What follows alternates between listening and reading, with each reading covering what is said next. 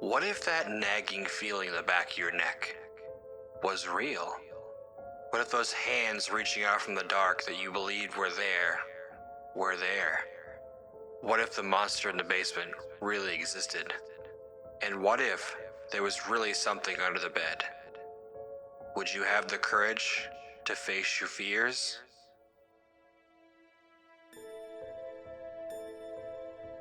Hello, brave souls. I'm your host, Paul Rondeau, and tonight's story is called I Started Reading a Book About a Murder and Just Realized I'm the Main Character. I hope you enjoy it.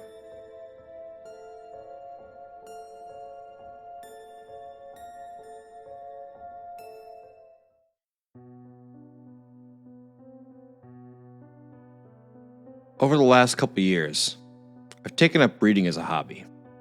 First, I started out with the classics, the way most people do. Pride and Prejudice, To Kill a Mockingbird, 1984. You know, all those books I pretended to read when I was assigned in high school. And after I was done with those, I started searching for a genre to pique my interest, but couldn't settle on anything in particular. But then I realized that it's not the genre that entices me the most. It's the character. What's better than being able to relate to a character at a personal level? A well-written character lets you believe in the characters, empathize with their struggles, and get immersed in the storytelling. Characters are what give life to reading. But I only ever wanted to relate to those characters. I never wanted to be one. I picked up a book about 3 days ago in my local bookstore called A Small Town Murder. It was a lone copy on top of a stack of Bill Browder's new book, Freezing Order. It looked like someone had moved the book in front of the store, almost in some kind of spite that it wasn't shelved in the forefront of a customer's bookstore trip. When I picked it up, the cashier immediately leaned over the counter. He was an elderly man with a bald patch and a faux gold chain connected to the arms of his glasses, drooping over the nape of his neck. I've come to know him well as my reading habit developed. He was a sweet man who seemed almost as lonely as me. He gave a wry smile and pointed to the book in my hand. That's one from a local author. Oh yeah, that's neat, I answered absently as I tried to read the book cover. Yep, he said. Guy keeps coming in here, moving the book from the crime and thriller section to the front of the store. He shook his head with a laugh. He thinks I don't notice, but I've been moving them back after he leaves. I don't know. Maybe I'll just keep them in the front from now on. No harm in that, is there? No, I said quietly. I was admittedly hardly paying attention to the cashier. I couldn't read and talk at the same time, and I was fairly entranced by the back cover description. Ben, a young man in his early 20s, lived alone in a small town in Montana. He starts to notice strange things happening around his house until he realizes someone is watching him. Can Ben escape the stalker before becoming his latest victim? I couldn't believe it. Someone had written a story with a character in small town Montana.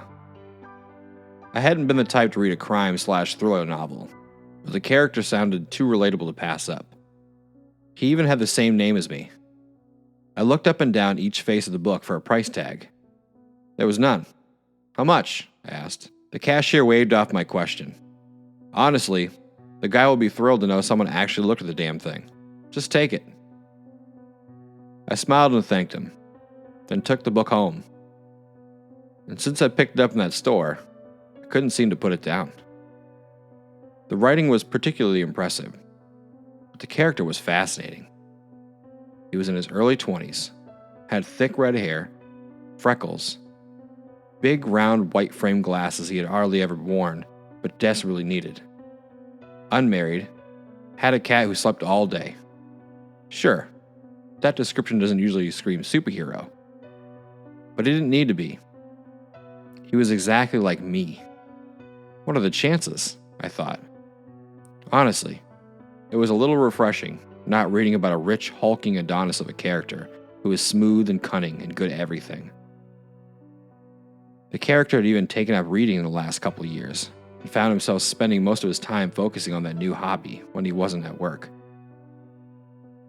The book felt not too different from an autobiography for me. Sure, I've seen relatable characters like in The Adventures of Tom Sawyer, Catcher in the Rye, or All the Bright Places. I know, concerning books to find relatable. But of all the hundreds of books I've read, I'd never found one like this. After a couple hours of reading, I'd already glided through the first few chapters. The main character, Ben, had become rather reclusive as of late because of some traumas that aren't explained well in the book. He was smart, but had some trouble socially in high school. There was also an ironic component. He lived in a small town where everyone knew everyone's name, but Ben didn't know anyone besides the sweet old man running the bookstore. When I read descriptors like this, they felt like personal attacks in a way. But it's just a fictional character, right? I thought so too, until I got to the 4th chapter. Around the end of Act 1, so to speak. As the descriptors continued and grew more acute, a sinking feeling overtook my stomach. The character's previously unexplained trauma started to come out. His best friend had been murdered 4 years earlier. My best friend was murdered 4 years ago. Reading this would have brought me back to the uncontrollable tears, if not for the descriptors I've already read. Instead, I started to panic. Red hair, freckles, heavy set, loner, reader, lives in small town Montana, has a good relationship with his elderly bookstore cashier, lost a friend 4 years ago to murder, is named Ben. No, these weren't just coincidences anymore. This was me. And then I read the lines where the first major plot point developed. There was a whistling in the cornfields outside his house.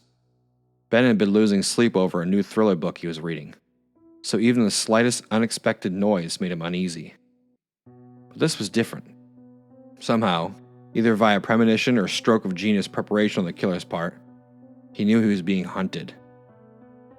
Then it came, the rustling in the cornfield.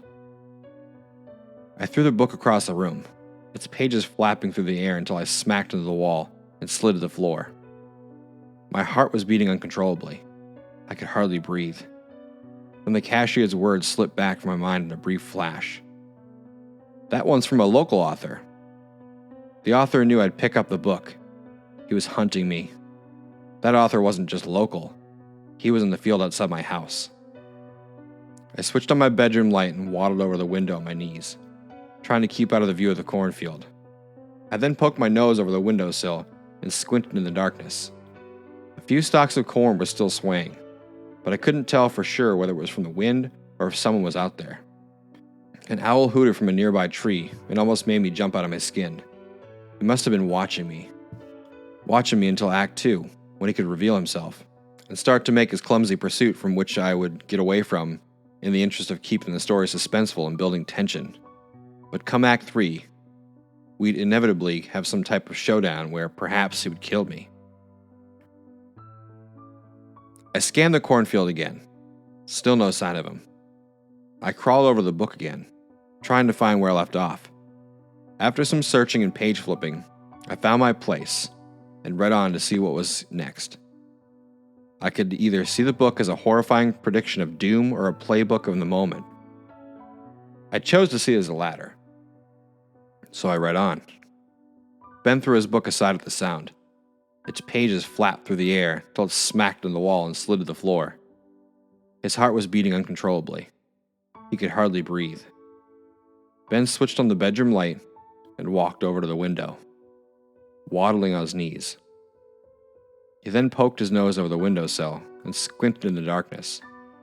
A few stalks of corn still swayed, but he couldn't quite tell if there was from the wind or if someone was out there. An owl hooted from a nearby tree. Ben wrote off the sound for now. He didn't know where or when his stalker would strike, but he knew one thing for sure. He was being hunted. Since then, I haven't picked up the book. I can hardly look at it without my skin crawling. I think the killer is watching me read, wanting to play along with every page turn, sadistically waiting for me to read the script of my own demise. Then I remembered the other thing the cashier had said. No harm in that, is there? My breathing shook and hasn't stopped since. That statement couldn't have been further from the truth.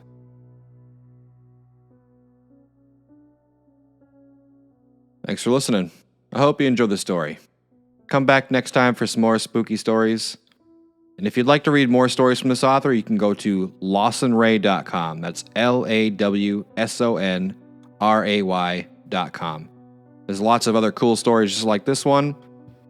So head on over there and show them some support. Thank you, Lawson Ray, for letting me use your story. And remember, folks, to always face your fears.